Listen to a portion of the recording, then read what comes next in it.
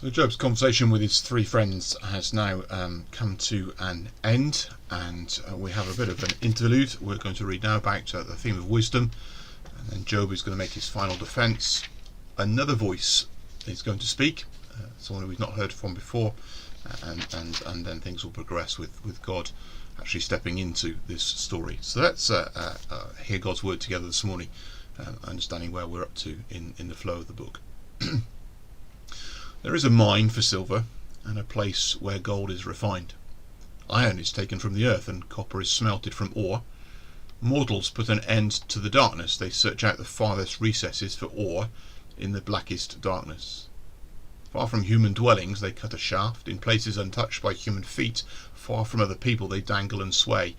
The earth from which food comes is transformed below as by fire. Lapis lazuli comes from its rocks, and its dust contains nuggets of gold.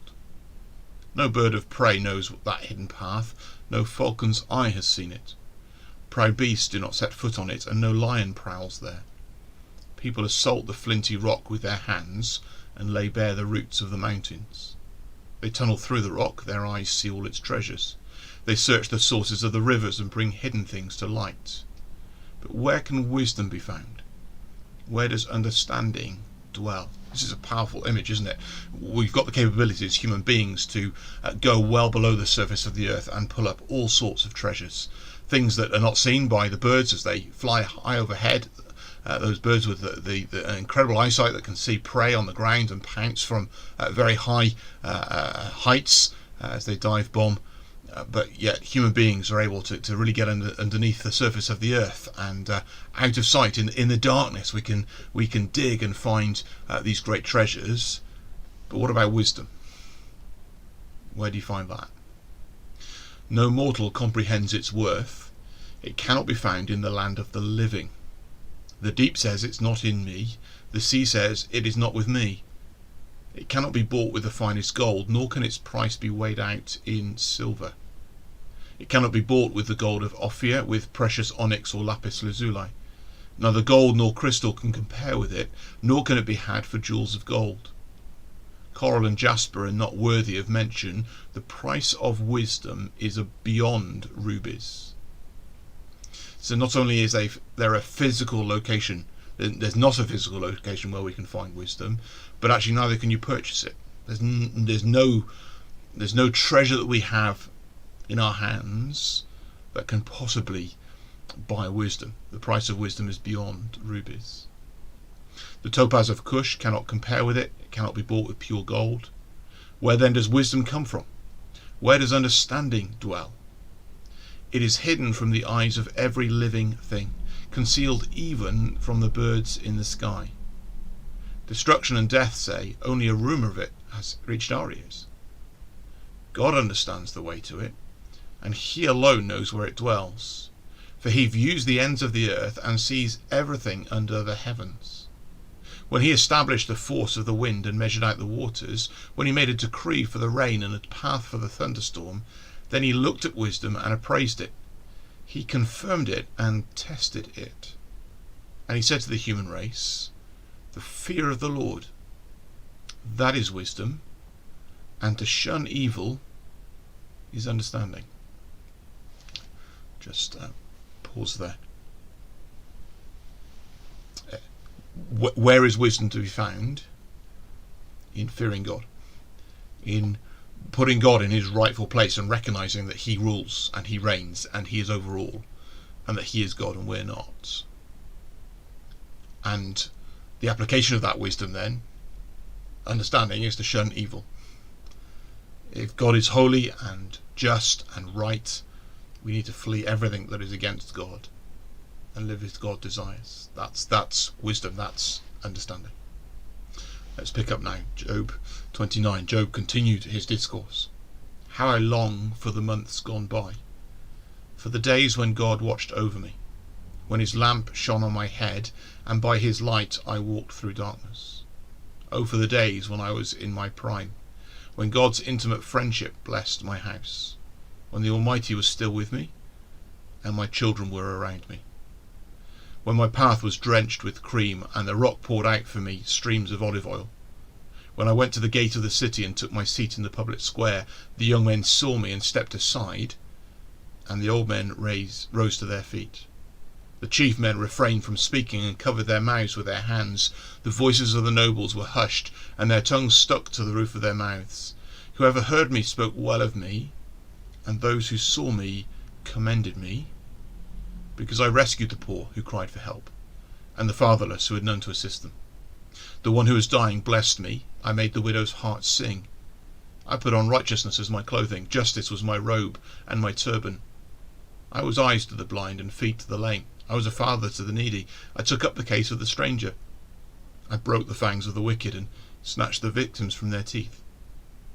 I thought, I shall die in my house, my days as numerous as the grains of sand. My roots will reach to the water, and the dew will lie all night on my branches. My glory will not fade. The bow will be ever new in my hand. People listened to me expectantly, waiting in silence for my counsel.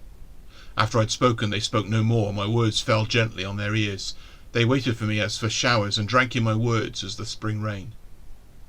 When I smiled at them, they scarcely believed it. The light of my face was precious to them. I chose the way for them and sat as their chief.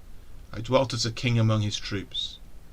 I was like one who comforts mourners. Job is not only experiencing his present pain and the frustration of not being able to bring his case to God. Where is God that he can speak to him? And it just doesn't make sense. I'm suffering and I've not done anything wrong. But he's also got the pain of looking back on the good old days, when he saw God smile, when he experienced God's blessing, when he sensed God was with him, when, because God was present with him, life was good, when his children were around him, when he was able to take his place amongst the leaders of his people, respected, listened to, when he was able to speak wisdom and be great help to others, when he was listened to because of his wisdom. But not only was he influential, not only was he respected for those things, we hear him describe how he was caring and kind, how he did care for the widow and the fatherless, how he did care for the blind and the lame. Actually, he was a good man, just as God had proclaimed. And Job is sensing the loss now because no one will listen to him.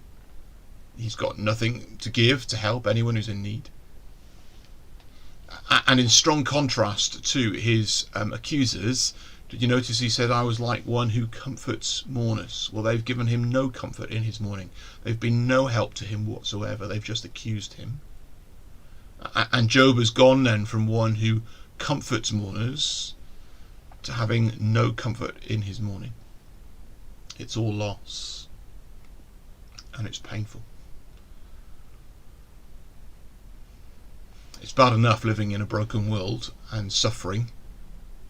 It's worse to have known God's smile and enjoyed his presence and experienced the blessing on our lives, and then to lose that.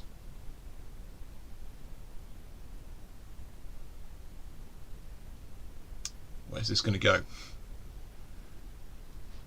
as Job suffers these things? He has been good, and now he's lost it all.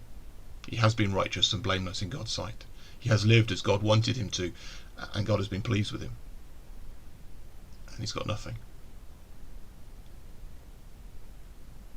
And in all of this, wisdom is found in the fear of the Lord and in shunning evil.